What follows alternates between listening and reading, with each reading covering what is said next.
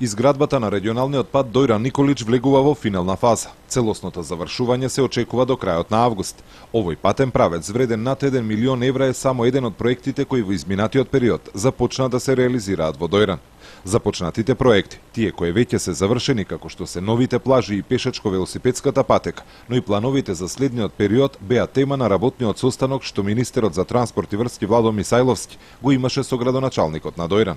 Мисајловски најави дека државната поддршка на Дојран ќе продолжи во иднина. Министерството за транспорт и врски заедно со општината започна со изработка на урбанистички планови, односно за можност за што повеќе парцели да предвидиме за продажба, за купи куќа за млади и односно сите оние што се заинтересирани да може да купат свој плац тука, односно 200, 300 до 500 квадрати плац кој потоа ќе може да изградат своја куќа.